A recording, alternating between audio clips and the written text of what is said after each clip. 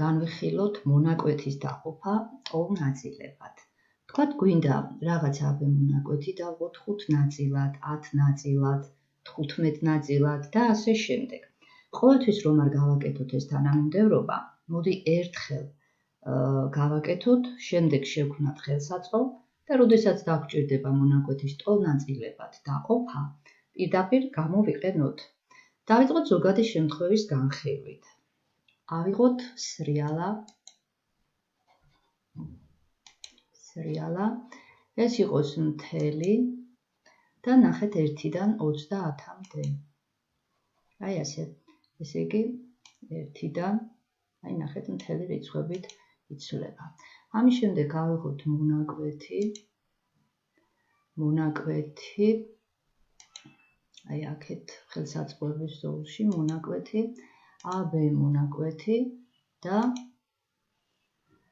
აი ეს მონაკვეთი გვინდა თქვათ დავყოთ აი 13 ტოლ ნაწილად, ან გვინდა დავყოთ თქვათ 7 ტოლ ნაწილად. მოდით ასე მოვიქცეთ. შემოვხაზოთ A წერტილიდან წრეწირი. შევიდეთ ხელსაწყოების ზოლში და ავეჩიოთ წრეწირი ცენტრითა და რადიუსით. ესე იგი აქ უნდა დავაწყაპოთ და რადიუსში ახლა რა ჩავწეროთ.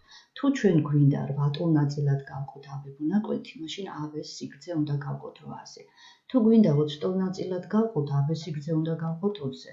მაშასადამე აი აქ ჩვენ უნდა დავწეროთ AB-ს სიგრძე AB შეფარდებული n-თან და დავეთანხმოთ. აი შემოიხაზა წრეწირი. ეხლა გვინდა ჩვენ აი ამ წრეწირისა და მონაკვეთის გადაკვეთის წერტილი. გადაკვეთის წერტილის პოვნა. მოდით აი გადაკვეთე მოვნიშნოთ და მოვნიშნოთ აი ეს ობიექტი და მოვნიშნოთ წრეწირი. აი დაეწერა C წერტილი. ეხლა გავატაროთ AC ვექტორი. AC ვექტორი მოვძებნოთ აი ვექტორი და დავაწყაპოთ A წერტილს და C წერტილს. აი გავატარეთ ვექტორი. აი ახლა ეს ვექტორი, AC ვექტორი, ნახეთ აი ამ ეს წერტილი არ გვინდა. ამ ალგებრის ფანჯარაში ნახეთ გამოჩნდა როგორც U ვექტორი. U აი აქ წერია. ეხლა ჩვენ გვინდა ამ U-ს ტოლი აქ მიმდევრობების გადაზომვა AB მონაკვეთს. ამისათვის მოდი შეტანის ველში ჩავწეროთ. შეტანის ველი არის დაბლა მარცხენა კუთხეში. აი აქ უნდა დავწეროთ, ჩვენ შეგვიძლია ქართულად დავწეროთ. მიმდევრობა. ნახეთ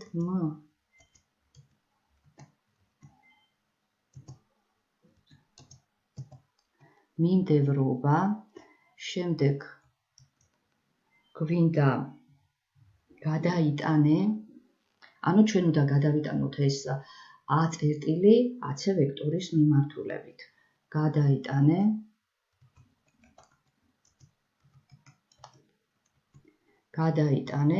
და გვინდა ამის შემდეგ გადაიტანე ობიექტი და ვექტორი. აი ეს მოვნიშნოთ. ობიექტში ჩვენ ჩავწერთ A წერტილს.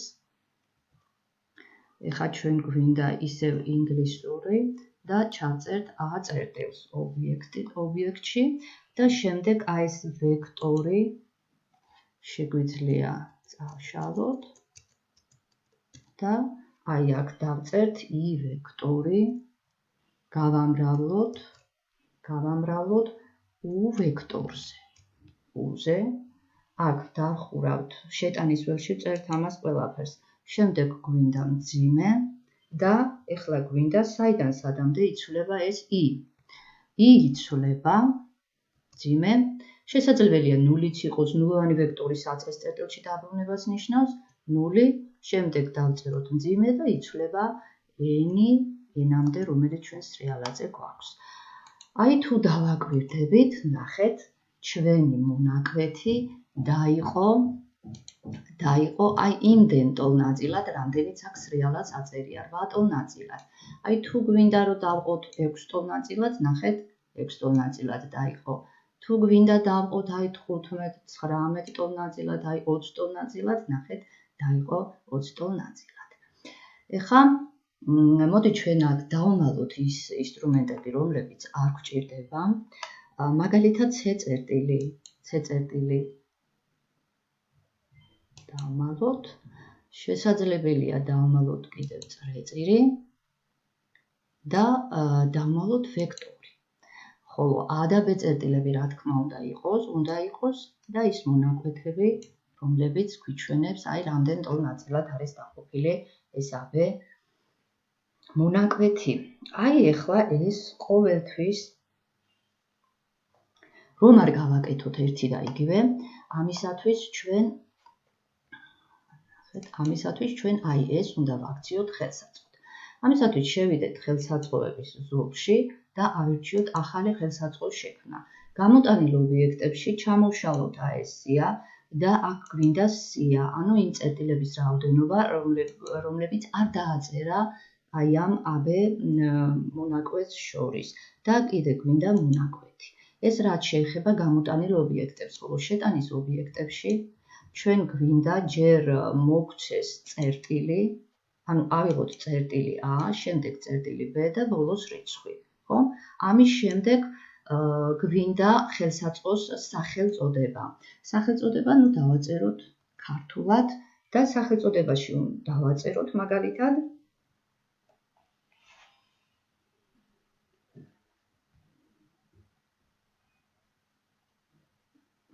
ეს რაც გავაკეთეთ ახლა ჩვენ.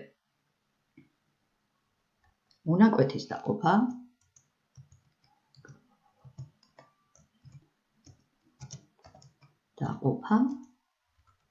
ტოლ-ნაწილებად.